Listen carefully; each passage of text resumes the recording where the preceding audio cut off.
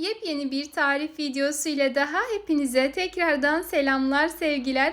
Kanalıma hoş geldiniz. Bugün sizlerle birlikte limonsuz, sirkesiz, çok lezzetli, uzun süre dayanabilen ve asla bozulmayan lezzetli bir fasulye turşusu hazırlayacağız. Mutlaka kaydedip denemenizi tavsiye ediyorum. Tarifimize geçmeden önce beni hangi ülke veya şehirlerden izlediğinizi yorumda belirtirseniz çok sevinirim. Şimdiden değerli yorumlarınız için hepinize ayrı ayrılıkta teşekkür ediyorum. Öncelikle istediğimiz kadar fasulyeyi aldım. Ardından ayıklayıp güzelce yıkayıp kurumasını bekledim. Hemen peşinden kaynayan suyun içerisine atıyorum. Olabildiğince geniş bir tencerede suyu kaynatmayı unutmayalım. Bu şekilde azar azar içerisine ilave ettim. Çok yerlerini fazla daraltmayalım ve kaynamasını bekleyelim. Kaynamaya başladıktan sonra ortalama 2-3 dakika içerisinde hazır olacaktır. Öncelikle tırnağımızın ucuyla hafif böyle bir kontrol edelim.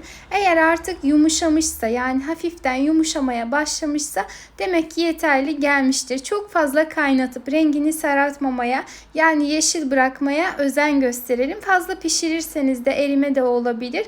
O yüzden çok az miktarda haşlamanız yeterli olacaktır. Yeteri kadar haşladıktan sonra hemen hızlıca bir tepsinin üzerine alalım. Mutlaka tepsinin veya bir bezin üzerine serili şekilde olması lazım. Çok fazla üst üste koyarsanız yine fasulyelerinin rengi, yani kendi sıcaklığından dolayı daha fazla pişer ve rengi daha sararık olabilir. Tabi lezzetinde fark etmeyecektir ama görüntüsü de güzel olmasını isterseniz mutlaka fasulyeleri güzelce serin derim. Ve tamamen soğuması için bir kenara aldım. Güzelce beklettim. Fasulyeler tamamen soğuduktan sonra uygun bir turşu bidonu aldım. Ben her zaman camdan yanayım. Cam daha sağlıklı olduğu için tabii ki, ama dilerseniz normal bidonlardan da kullanabilirsiniz. Öncelikle kavanozun içerisine 1-2 tane sarımsak ve 1-2 tane de acı biber ekledim. Ardından fasulyeleri yerleştiriyorum.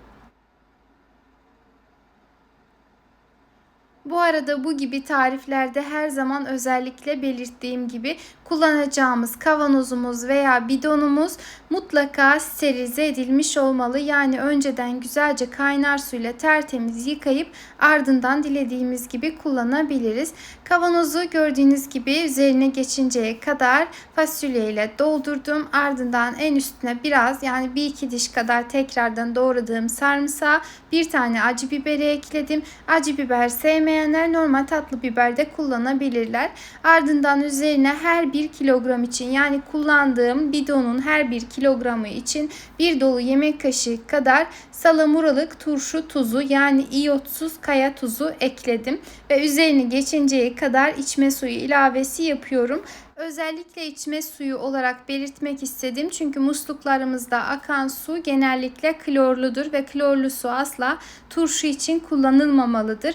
Büyük ihtimalle erime yapabilir ve de sağlıklı değildir açıkçası. O yüzden mutlaka içme suyu tercih etmeyi ihmal etmeyelim. Kapağını sıkıca kapattım. Hiç akma veya taşma yapmadı. Dilerseniz sizler altına herhangi bir ihtimale karşı bir leğen de koyabilirsiniz. O şekilde en az bir hafta kadar dinlendirmenizi tavsiye ediyorum. Serin, güneş görmeyen kuru bir ortamda bekletmeniz yeterli olacaktır. Ortalama dediğim gibi bir hafta içerisinde tamamen lezzeti kendine gelecektir. Ben sadece 5 gün kadar dinlendirdim. Aslında bu turşuyu hemen hazırlayıp ertesi günde tüketebilirsiniz. Ancak yine de dediğim gibi ne kadar uzun süre beklerse açıkçası lezzeti bir o kadar güzel olacaktır. Gördüğünüz gibi suyu asla bulanmamış, kıvamı tam yerinde, erime yok ve çok güzeldi. Rengi de çok güzeldi. Bekledikçe daha da güzel oldu. Mutlaka kaydedip denemenizi tavsiye ediyorum. Eğer daha önce tabii denemediyseniz, özellikle Karadeniz'de fasulye turşusu vazgeçilmezdir. Her sene bol bol yapılır. Tüm kış tüketilir. Gerçekten probiyotik deposu oldukça sağlıklı ve lezzetli bir turşudur. Ben sizlere şimdi Karadeniz usulü hızlıca bir turşu kavurması tarifi de vereceğim. Eğer bu tarifi yapacak olursanız çiğ yani olduğu gibi tüketebilirsiniz tabii, ama kavurarak tüketirseniz özellikle yemeklerinizin yanına şahane bir ara sıcak veya soğuk olarak tüketebilirsiniz. Gerçekten çok çok lezzetli olacaktır. Dilerseniz salkım şeklinde de hemen tavaya atıp o şekilde pişirebilirsiniz. Ancak ben doğramayı tercih ettim. Önden bir salkımları güzelce doğradım. Yani fasulyeleri doğradım. Ardından bir tane kuru soğanı ince ince kıydıktan sonra az yağ ile zeytinyağı ile biraz kavuruyorum.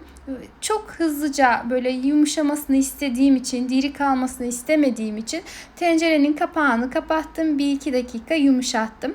Ardından şöyle birkaç kez çevirdikten sonra üzerine biraz pul biber ilavesi yapıyorum.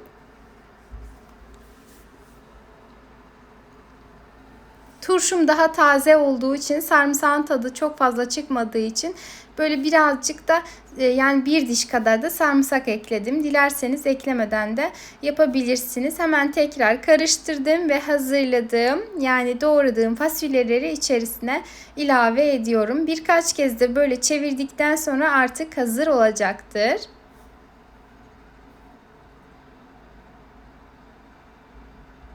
Karadeniz'de bu şekilde hazırlandığında hemen yanına bir çay yapılır ve sadece turşu bile tüketilir. Gerçekten de çok lezzetlidir. Ben de eskiden her ne kadar yiyemiyor olsam bile şu an gerçekten çok seviyorum. Bence çok lezzetli. Özellikle bu şekilde denemenizi mutlaka tavsiye ediyorum. Dediğim gibi çayın yanında veya yemeklerin yanında tüketebileceğiniz şahane bir lezzet. Hem de farklı bir tarif. Açıkçası çoğu yerde bilinir, ancak bilmeyenler için de özellikle bu tarifi de sizlerle paylaşmak istedim. Eğer beğendiyseniz emeğime saygı olarak beğeni bırakmayı, yorum yazmayı, kaydetmeyi ve de sevdiklerinizle paylaşmayı ihmal etmeyiniz. Bir sonraki videolu tariflerimde tekrardan sizlerle görüşmek ümidiyle. Kendinize çok çok iyi bakın. Allah'a emanet olun.